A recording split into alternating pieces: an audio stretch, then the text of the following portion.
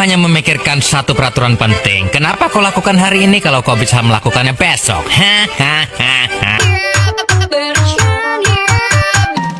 A few moments later.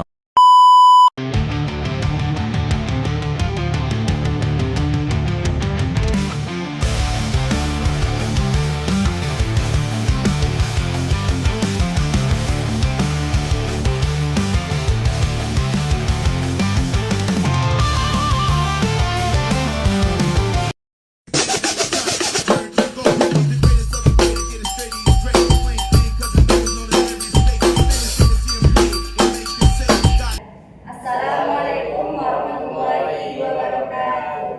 Halo guys, kami dari kelompok 4 ingin mempresentasikan hasil diskusi kami yang berjudul 5 strategi bersaing.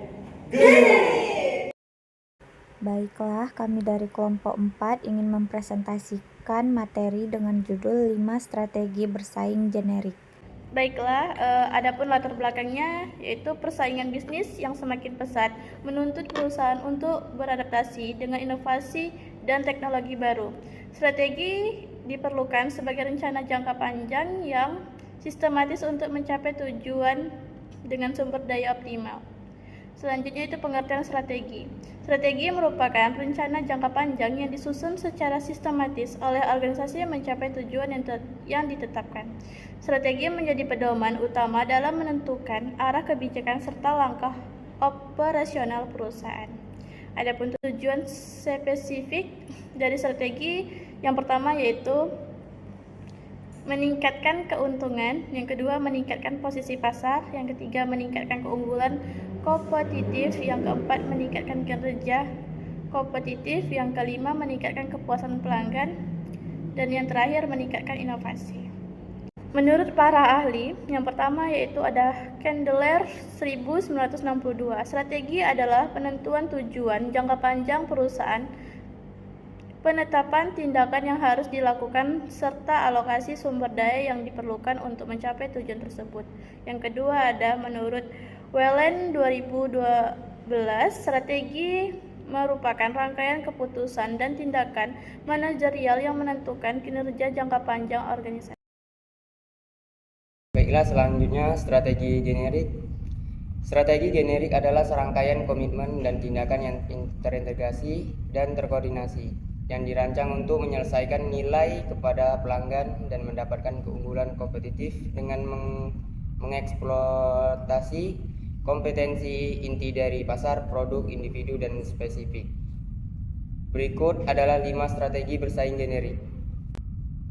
Yang pertama, strategi biaya rendah. Strategi biaya rendah, strategi yang menekankan pada kemampuan perusahaan dalam menghasilkan produk atau jasa dengan biaya per unit yang lebih rendah dari pesaing. Contoh strategi biaya rendah. Perusahaan ini menekankan biaya produksi dan operasional sehingga dapat menjual produk dengan harga lebih murah dibanding pesaing, namun tetap menjaga kualitas standar. Selanjutnya yang kedua, strategi diferensiasi. Strategi diferensiasi yang berfokus pada penciptaan keunikan produk atau jasa, perusahaan lebih menarik bagi pelanggan dan membuatnya lebih sulit bagi pesaing untuk menyaingi. Itulah yang membedakan perusahaan dari pesaing. Contoh strategi diferensiasi. Perusahaan menawarkan keunikan produk melalui desain, kualitas, teknologi, atau pengalaman pelanggan sehingga konsumen bersedia membayar harga lebih tinggi. Yang ketiga, strategi fokus biaya. Strategi fokus biaya yang menggunakan efisiensi biaya namun diterapkan pada segmen pasar tertentu dan menawarkan produk atau jasa dengan harga yang lebih rendah daripada pesaing. Contoh strategi fokus biaya yaitu ada di penerbangan Ryanair dan AirAsia. Perusahaan menyasar segmen pasar tertentu dengan harga murah, misalnya penerbangan jarak pendek dengan layanan terbatas untuk menekankan biaya. Baik, selanjutnya yang keempat, strategi fokus diferensiasi. Strategi fokus diferensiasi yang memfokuskan pada segmen pasar tertentu yang menawarkan produk atau jasa yang unik dan berbeda dari pesaing dalam segmen pasar tersebut. Selanjutnya, contoh strategi fokus diferensiasi. Yang pertama ada Rolex, yang kedua ada Ferrari. Perusahaan melayani pasar khusus premium dengan produk yang eksklusif, berkualitas tinggi dan memiliki cita merek yang kuat. Kelima, strategi terintegrasi biaya rendah dan diferensiasi. Strategi yang digunakan oleh perusahaan untuk menggabungkan dua strategi yang berbeda. Adapun contohnya ada Uniqlo, yang kedua ada Supra. Perusahaan mampu menawarkan harga kompetitif sekaligus kualitas dan inovasi produk, sehingga menjangkau pasar luas tanpa menghilangkan nilai tambah.